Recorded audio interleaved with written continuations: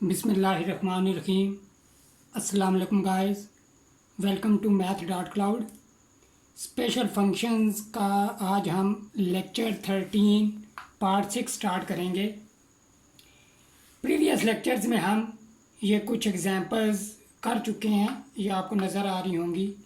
ये तमाम examples lecture 13 में हमने की हैं। आज के लेक्चर में हम ये एग्जांपल, ये इंटीग्रल हम इसको एवेल्यूएट करेंगे और इससे नेक्स्ट लेक्चर में हम ये integral from 0 to 1 dx over square root 1 minus x4 इसे एवेल्यूएट करेंगे। चलें आज का लेक्चर स्टार्ट करते हैं। हम आज की एग्जांपल में हमारा इंटीग्रल है integral from 0 to π/2 square root cot theta d theta. हम लट ले लेंगे इस इंटीग्रल को i के इक्वल। अब हम स्क्वायर रूट को 1/2 की फॉर्म में लिख लेंगे।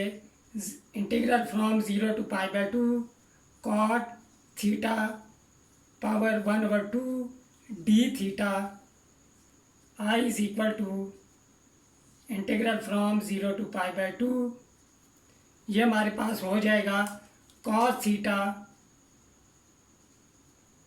1/2 divided by sine theta 1/2 and d theta.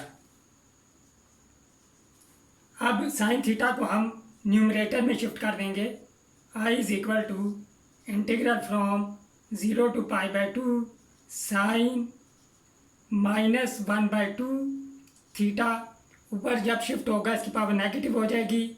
Cos 1/2 theta d theta.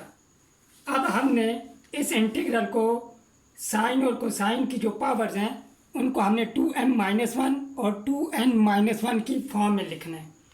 तो अगर हम चेक करें 2m-1 इज इक्वल टू -1/2, तो 2m इक्वल हो जाएगा हमारे पास -1/2 plus 1 which is equal to 1/2। m की वैल्यू हमारे पास आ जाएगी 1/4। इसी तरह हम 2n-1 इज इक्वल टू 1/2, ये हमारे पास 2n-1 है एक cos की पावर, तो 2n इज इक्वल टू 3/2 हो जाएगा और n जो है वो 3/4 आ जाएगा हमारे पास। अब हम रीराइट करेंगे इस इंटीग्रल को, तो हमारे पास हो जाएगा integral from 0 to π/2 sine 2 -1 theta cos 2 into -1 theta d theta. यहाँ पे हमारे पास m आ जाएगा 1/4 के इक्वल, और यहाँ पे हमारे पास आएगा 1/, यहाँ पे अभी हमने कैलकुलेट किया था 3/4 आ जाएगा। अब यहाँ पे हमने फॉर्म 4 को यूज़ करना है। ये हमारे पास फॉर्म 4 है। अगर इसमें a और b की वैल्यू 1 पुट कर दें तो हमारे पास इंटीग्रल की फॉर्म ये बन जाएगी, और राइट हैंड साइड पे bmn डिवाइडेड बाई 2 आ जाएगा, और यहाँ पे m हमारे पास 1/4 है और n हमारे पास 3/4 है। लिहाजा इस फॉर्म के मुताबिक हमारे पास आ जाएगा b 1/4 कॉमा 3/4 डिवाइडेड बाय 2। अब हम गामा और बीटा फंक्शन का जो रिलेशन है उसे यूज़ करेंगे 1/2, और रिलेशन हो जाएगा हमारे पास गामा 1/4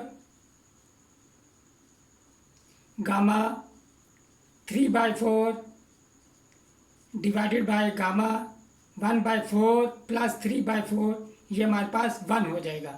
m और n को जब ऐड करेंगे हम, हमारे पास 1 आता है रिलेशन में। अब 1/2 गामा 1/4, अब यहाँ पे हम 3/4 को लिख सकते हैं गामा 1 - 1/4। ये 3/4 को हम 1 - 1/4 लिख सकते हैं। अब आयोलर्स रिफ्लेक्शन फार्मूला यूज़ करेंगे हम। आयोलर रिफ्लेक्शन फार्मूला के मुताबिक 1/2 यहाँ पे हमारे पास आ जाएगा पाई/sin